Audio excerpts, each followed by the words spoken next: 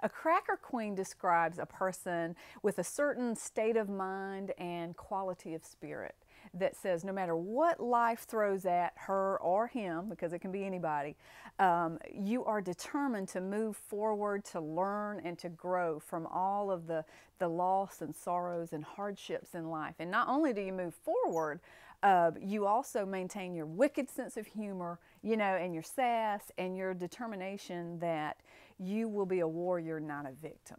And you have a lot of fun too, and you're not perfect. So if you're a cracker queen, now see, this is what's different from a lot of other models, for women or men to be. If you're a cracker queen, because you're no angel, it can mean two things. It can mean you're both the life of the party and the reason the police have to be summoned. So, so it's sort of a unique take on sort of how to really respond to the bad things that happen to you, and why those things don't have to damage you. They don't have to make you go in a bad direction. They can in fact be the very things that move you forward. And if the cracker queen is about anything, it's about it doesn't matter what has happened to you, it's how you respond to what has happened to you. So you're not all that bad stuff that happened. You are the person who has emerged in response to how you set your mind about growing from it.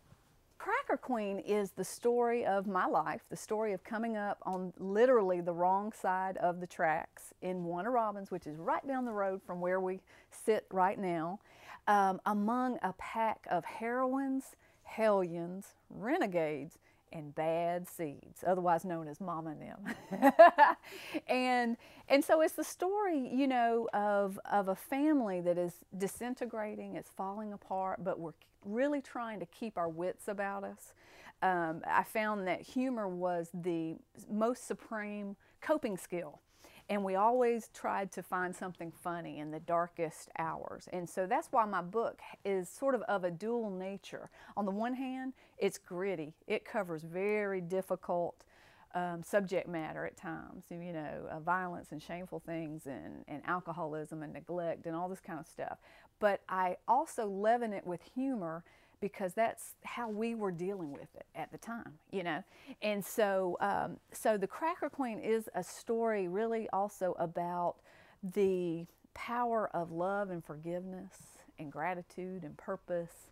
And again, that whole idea of moving forward through your pain really honestly so that you can come out of it stronger and better. You have an interesting dynamic in my parents. My father was 21 years older than my mother. He was in World War II. He was in the first little handful of GIs to climb the gate and enter into Dachau, to liberate Dachau. He was a jazz musician. He was quite a bohemian. He was a spiritual seeker. He was really different. He was rumored to be the first white boy in Pittsburgh to wear a zoot suit. So you have that going on. So you have a sort of artistic, kind of intellectual father. And then my mother grew up in a tar paper shack without running water, without electricity, in a family that was so broke down and poor and messed up that when I read Tobacco Road, the famous novel, I thought, wow, these people are almost middle class. So, and she was pregnant at 15, not with my father, but with another man. And she just had a really hard scrabble kind of early life. And when they met, here you have two people so different, but with a lot of spiritual affinity and hurts, I think, that they brought to the union, even though there was deep, transcendent love there.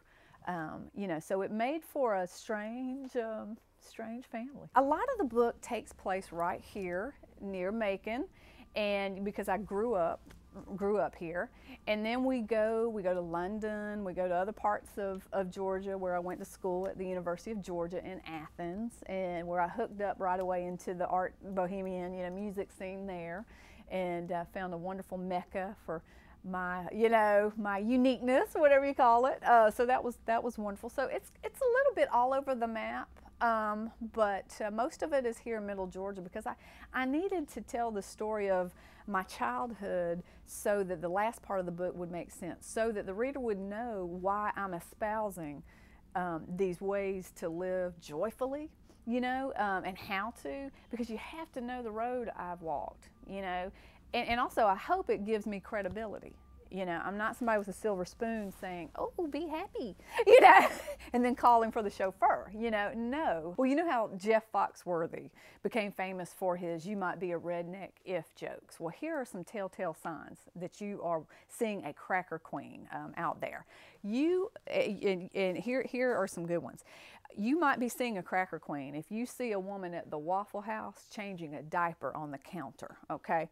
You might be a cracker queen yourself if you have ever worn a tube top to a funeral like my crazy Aunt Carrie did.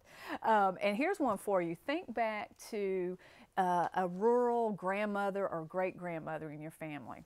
You might be a cracker queen if your Memoir believed that wrestling was real, but the moon landing was faked. See there? So those are some examples of, you know, if you've ever given your last dollar to that good-looking TV preacher, you know, that's a sign there too, for sure. I think the first thing is keeping your sense of humor, you know, and having a playfulness about you. Being able to look at the worst times of your life and looking for the things that you can learn from them. Those are certainly some things. And you know, we have in the Cracker Queen world, we call it the Cracker Queen Posse. There's a whole community now that has developed around this of wonderful folks. And the Cracker Queen Posse, we have a few beliefs, and one, I'll give you a couple of them. In the Cracker Queen Posse, and this is from the book, we have a few tenets we live by. Number one, and the greatest commandment we keep is thou shalt be badass, okay? So that's number one. And really, this has to do with, again, not being a victim, you know, taking ownership for whatever's going on in your life, not blaming other people, being transparent, being candid and honest, being connected, and choosing to be happy, you know, choosing it and realizing and accepting you do have a choice. You really do, because see, the way I grew up, and especially on my mother's side of the family, I had come from so many generations of extreme poverty, incest type things. I mean, every kind of shameful, awful, beat down kind of thing you can go through, right? So that when you come along in a family like that, you don't realize you have any choices. You think, oh, the people who live on the other side of the tracks, that's for them. Those options aren't even open to people like us. We didn't even have a car, you know, my mom and I, we didn't, you know, and so, oh yeah, well, you know, and so it's almost like a form of mental oppression, you know, that you're born with and that's reinforced. So you have to break out of that. So, so that's a big part of the Cracker Queen thing. And you know, someone came to me the other day and said, my goodness, there is no shame in your game, girl, is there? And I said, of course there isn't. You know, because all the things that happened as I was growing up, I wasn't responsible for them. You know, that's not my shame to carry or to hold on to. So in the story, Mama and the Chain Gang, this was, as I said, when I was a preschooler. So before I started, you know, school, so I had my days hanging out with my mom. We would ride around in the Cadillac that we had because my father won it in a poker game. In a poker game, yes. It gave us the facade of respectability, but it was really won over a card game. And we would, on occasion, run into the men working on the chain gang, the convicts, you know, on the side of the road. And when that would happen, Mama and I would always have a plan, and a great adventure would ensue. There wasn't much to do in Warner Robins in the early 1970s, but ride around. So that's what Mama and I did. During my preschool days, we tooled around in the butter-colored Cadillac, which was stocked with vodka and orange juice. I sat on the armrest in the front seat, biting at the air rushing from the vents. This was before child seats and airbags, but I had the ultimate protection, the Mama arm of steel. At the slightest tap of the brake, her arm would nail me against the seat. Our greatest adventures involved chain gangs, crews of convicts working by the road. We never slipped anyone a shank in a homemade cake or provided a getaway car. But what we did do was just as thrilling. When we'd happen upon these crews, we'd rush to the nearest convenience store and buy cartons of cigarettes for them. We might have been broke, but Mama was never cheap. She bought the best brands. Marlboros, Kents, and Winstons. My job was to break up the cartons so we could hurl the packs out the window. Timing was crucial, as the men had to snatch up the cigarettes before the boss man and his shotgun could intervene. Not once did we ride by without doing something. Our mission was too important and way too fun. The excitement never faded. We didn't know when or where we'd come upon a chain gang, so it was always a surprise and a call to action, regardless of where we were going or what our plans might have been. Mama would floor it once she was sure contact had been made. I'd leap over the front seat and press my face against the back window. I loved watching the prisoners smile and hoist the packs high above their heads as we fled in a cloud of red dust. Sometimes one of the men cried, but I knew he wasn't sad.